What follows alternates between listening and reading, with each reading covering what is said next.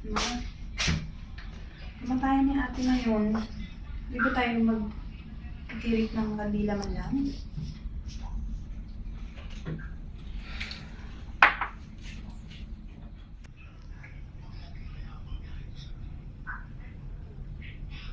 Ma.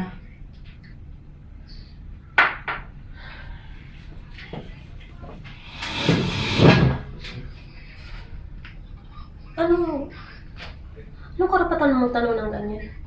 Hindi mo ba alam na ikaw ang dahilan kung bakit namatay ang kapatid mo?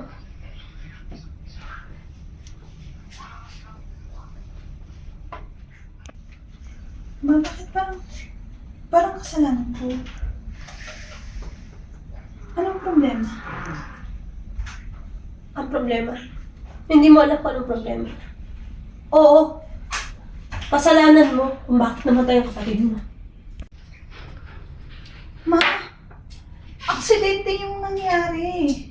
Oo, dapat ako yung mawawala. Ako dapat ang may kamatayan ngayon. Ma, pero aksidente. Dahil kay ate, niligtas niya ako. Kaya utang na loob ko yung buhay ko sa kanya.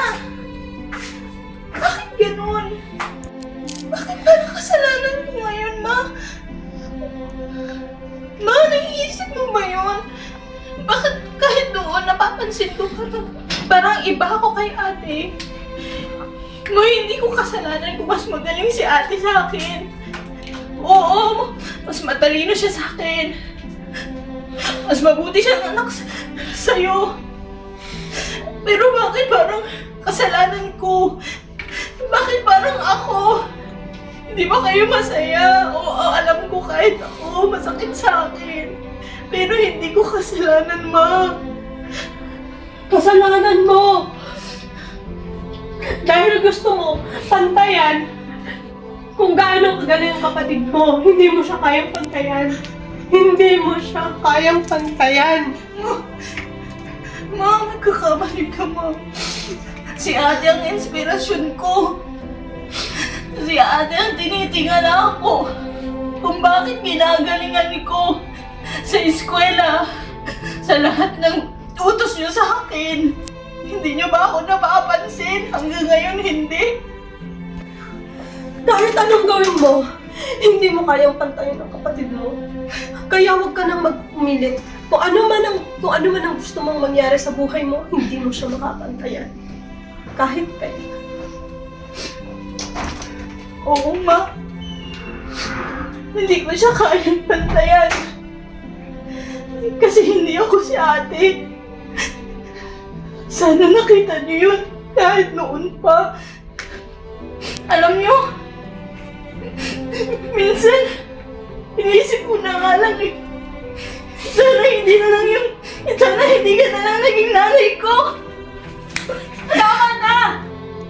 Tama na! Ate, magsusumbatan naman tayo kung sinong dapat sisihin.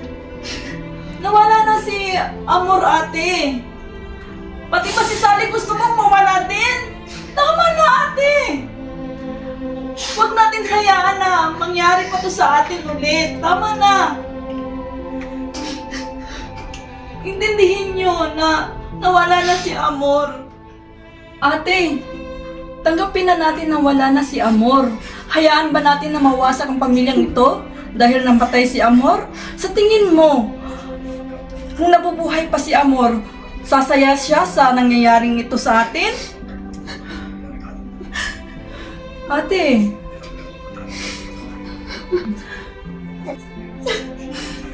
Ma, alam ko hindi ko mapapantayan si ate. Kahit simula pa ng bata, damdam ko na siya lagi yung paborito. Siya ang napapansin.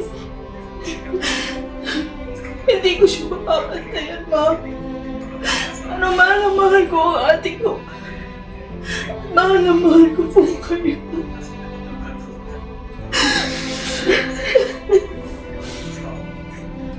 Mahal na mahal ko po kayo, Ma. Sana matanggap niyo ako kahit noon po man, Ma. Naramdam ko na iba ang tingin niyo sa amin. Iba ang tingin niyo sa akin. Nararamdaman ko po yun, Ma. Pero hindi ako Hindi ako nag-complain. Dahil masaya ako kung ano yung na-achieve ni ate. Masaya ako doon na masaya kayo. Mahal na mahal ko po kayo, ma. Patawad ko ka dahil sa akin. Wala na ang ate. Patawad po, ma. Hindi ko gusto na. Sorry. Aksidente yun. Huwag mo sisihin yung sarili mo. Hindi mo yung kasalanan. Hindi mo yung kasalanan. Ma, hindi nyo na itatanong ang bigat na nararamdaman ko. Araw-araw. Na hindi ko nasisilayan ang kapatid ko.